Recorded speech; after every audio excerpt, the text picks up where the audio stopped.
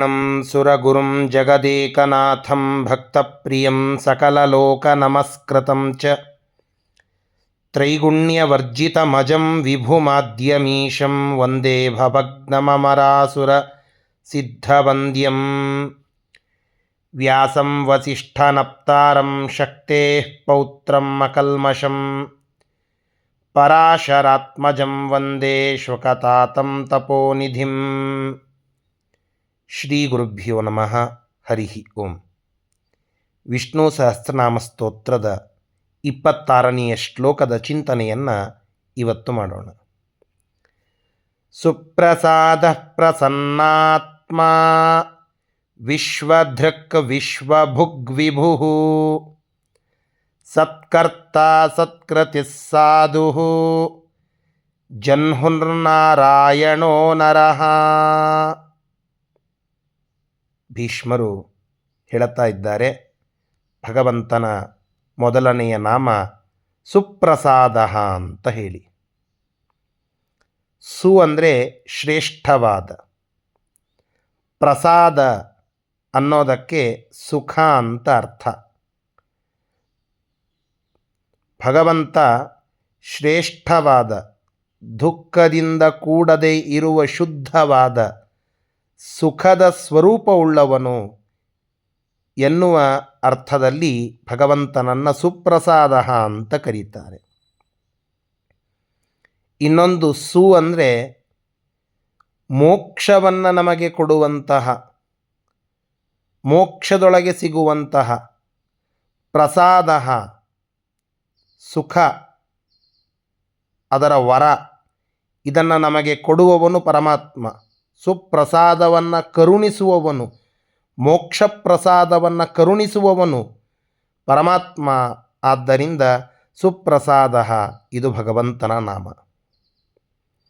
ಪ್ರಸನ್ನಾತ್ಮ, ಭಗವಂತ ಸಜ್ಜನರ ಮೇಲೆ ಪ್ರಸೀದನಾಗಿ ಇರ್ತಾನೆ. ಅವನ ಮನಸ್ಸು ಸಜ್ಜನರ ಮೇಲೆ, ಸೇವೆಯನ್ನು ಮಾಡುವ ಎಲ್ಲರ ಮೇಲೆ, ವಯಸ್ಸಿನ ಮಿತಿ ಇಲ್ಲದೆ ಎಲ್ಲ ಜನರ ಮೇಲೆ, ಸಜ್ಜನರ ಮೇಲೆ ಅವರು ಮಾಡುವ ಧರ್ಮ ಕಾರ್ಯಗಳಿಂದ ಪ್ರಸನ್ನವಾದ ಹೃದಯ ಉಳ್ಳವನಾಗ್ತಾನೆ. ಆದ್ದರಿಂದ ಪ್ರಸನ್ನಾತ್ಮ ಅಂತ. ಗಜೇಂದ್ರ ಯದ್ಯಪಿ ಒಂದು ಪ್ರಾಣಿ, ಆ ಪ್ರಾಣಿಯ ಒಂದು ಕೂಗಿಗೆ ಪರಮಾತ್ಮ ಓಡಿ ಬಂದು ಅನುಗ್ರಹ ಮಾಡಿದ್ದಾನೆ. ಧ್ರುವ, ಪ್ರಹ್ಲಾದ ಯದ್ಯಪಿ ಚಿಕ್ಕ ಬಾಲಕರು ಕರೆದಾಗ ಓಡಿ ಬರುವುದಿಲ್ಲ, ಪರಮಾತ್ಮ ಪ್ರಸನ್ನನಾಗುವುದಿಲ್ಲ ಅಂತ ಏನಾದರೂ ಇದೆಯಾ? ಇಲ್ಲ. ಅವರು ಮಾಡಿದ ಭಕ್ತಿಗೆ ಮೆಚ್ಚಿ ಅವರು ಬಾಲಕರಾದರೂ ಓಡಿ ಬಂದು ಅನುಗ್ರಹ ಮಾಡಿದ್ದಾನೆ ಪರಮಾತ್ಮ. ದ್ರೌಪದಿ ಒಬ್ಬ ಸ್ತ್ರೀ ಕರೆದಾಗ ಪರಮಾತ್ಮ ಬರುವುದಿಲ್ಲವೇನು?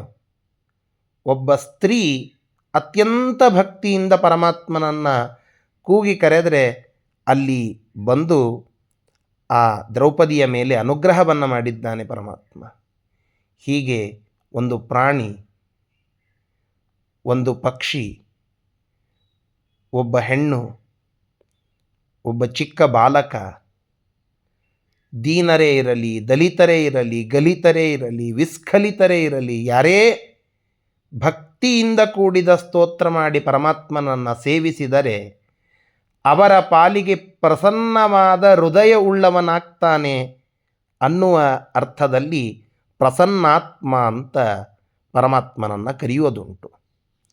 ವಿಶ್ವಧೃಕ್, ಇಡೀ ವಿಶ್ವವನ್ನು ನೋಡ್ತಾನೆ ವಿಶ್ವಧೃಕ್. ಇಡೀ ವಿಶ್ವಕ್ಕೆ ಧೈರ್ಯವನ್ನು ತುಂಬುತ್ತಾನೆ, ಸಾಮರ್ಥ್ಯವನ್ನು ಕೊಡುತ್ತಾನೆ. ಪ್ರಾಗಲ್ಭ್ಯವನ್ನು ಕೊಡುತ್ತಾನೆ ವಿಶ್ವಕ್ಕೆ ಅನ್ನುವ ಅರ್ಥದಲ್ಲಿ ವಿಶ್ವಧೃಕ್ ಇದು ಪರಮಾತ್ಮ. ವಿಶ್ವಭುಕ್,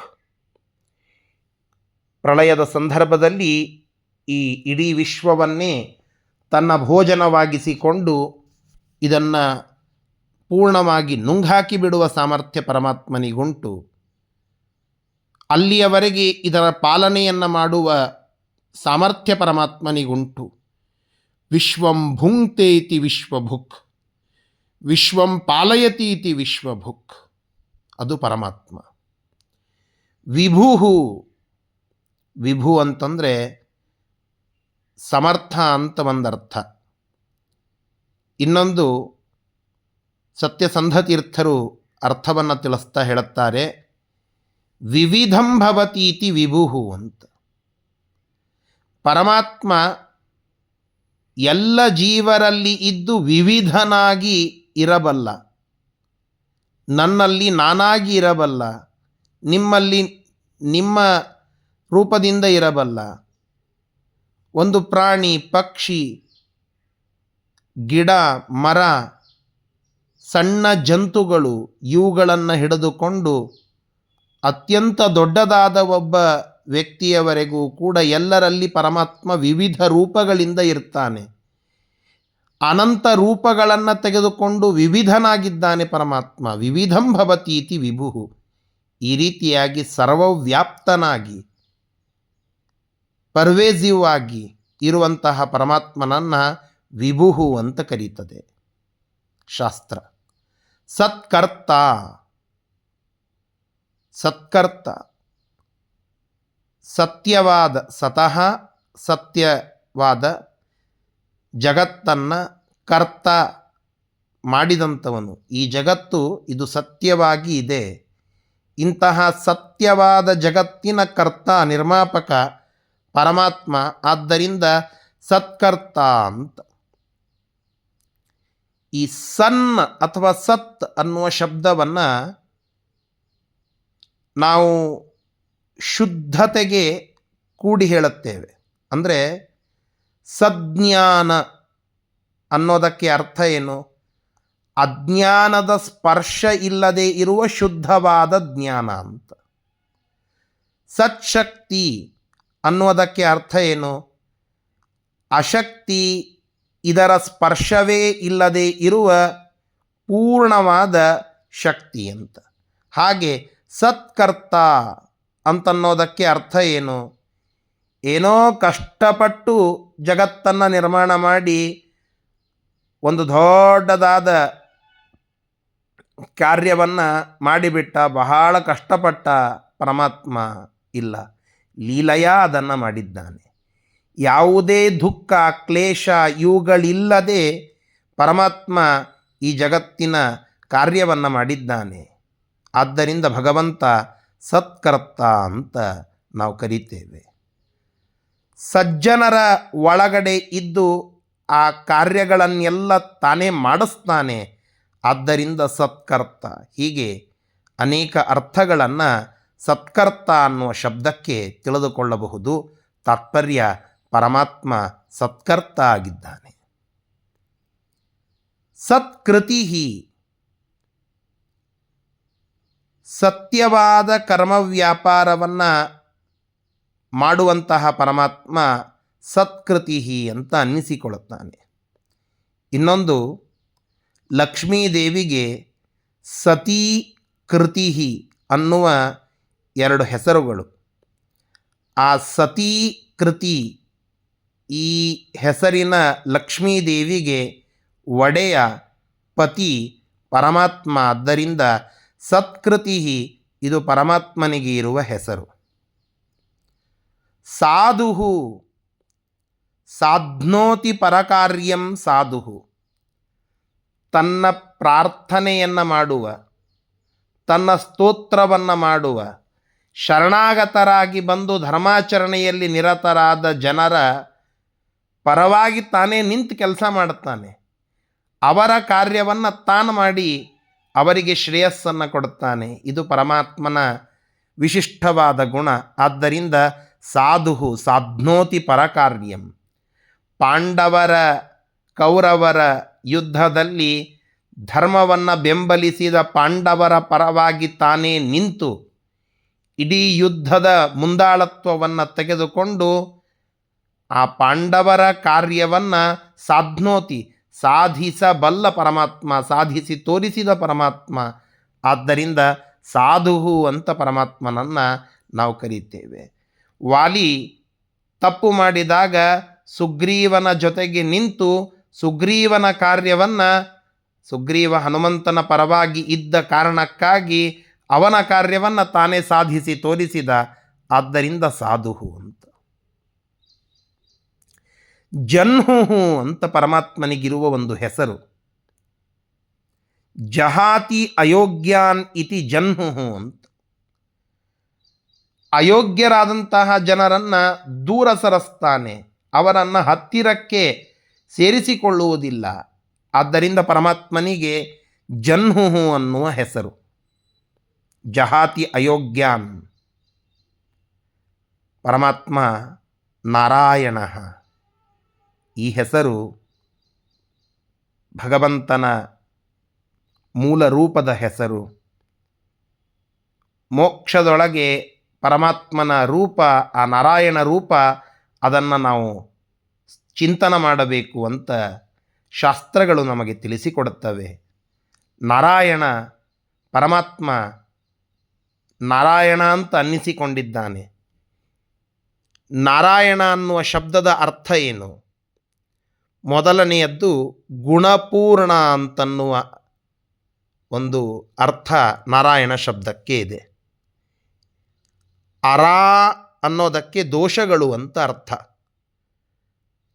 ನಾರ ಅಂದರೆ ನ ಅರ ನಾರ, ದೋಷಗಳಿಲ್ಲದೆ ಇರೋದು ಗುಣ, ದೋಷಕ್ಕೆ ವಿರುದ್ಧವಾದದ್ದು. ನೈ ಅನ್ನೋದನ್ನು, ನ ಅನ್ನೋದನ್ನು ವಿರುದ್ಧಾರ್ಥಕವಾಗಿ ತೆಗೆದುಕೊಂಡ್ರೆ ಅರ ದೋಷಾಹ, ವಿರುದ್ಧಾರ್ಥತ್ವಾತ್ ನಾರ ಗುಣ. ನಾರ ಅಂತಂದರೆ ಗುಣಗಳು ಅಂತ ಅರ್ಥ. ಅವುಗಳಿಗೆ ಅಯಣ ಅಂದರೆ ಆಶ್ರಯ. ಎಲ್ಲ ಗುಣಗಳು ಏನಿವೆಯೋ ಅವೆಲ್ಲವುದಕ್ಕೆ ಆಶ್ರಯ, ಸಕಲ ಗುಣ ಪರಿಪೂರ್ಣ ಪರಮಾತ್ಮ ನಾರಾಯಣ. ಆದ್ದರಿಂದ ಗುಣಪರಿಪೂರ್ಣನಾದ ನಾರಾಯಣ ಅಂತ. ಇನ್ನು ಅರ ಅನ್ನೋದಕ್ಕೆ ದೋಷ ಅಂತ ಅರ್ಥ. ಆ ದೋಷಗಳಿಗೆ ಅಯನ ಅಂದರೆ ಆಶ್ರಯ. ಅರಾಯಣ ಅಂದರೆ ದೋಷಗಳೇ ಇರುವವನು. ನ ಅರಾಯಣ ದೋಷಗಳಿಲ್ಲದೆ ಇರುವ ದೋಷ ದೂರ, ಅದು ನಮ್ಮ ಪರಮಾತ್ಮ. ಆದ್ದರಿಂದ ನಾರಾಯಣ ದೋಷ ದೂರನಾದ ವಿಷ್ಣು ಅಂತ ಅರ್ಥ. ನಾರಂ ಅನ್ನೋದಕ್ಕೆ ನಿರ್ದೋಷ ವೇದೋತ್ಪನ್ನತ್ವಾತ್ ನಾರಂ ಜ್ಞಾನಂ ಅಂತ. ನಿರ್ದುಷ್ಟವಾದ ವೇದಗಳಿಂದ ಹುಟ್ಟಿದ್ದು ನಾರ ಅಂದರೆ ಜ್ಞಾನ. ಆ ಪರಮಾತ್ಮ ಆ ಜ್ಞಾನಕ್ಕೆ ವಿಷಯನಾಗಿದ್ದಾನೆ, ಜ್ಞೇಯನಾಗಿದ್ದಾನೆ. ಆದ್ದರಿಂದ ನಾರಾಯಣ ಅಂತ ಪರಮಾತ್ಮನಿಗೆ ಹೇಳುವುದುಂಟು. ನಾರ ಅನ್ನೋದಕ್ಕೆ ಮೋಕ್ಷ ಅಂತ ಅರ್ಥ. ಯಾಕೆ?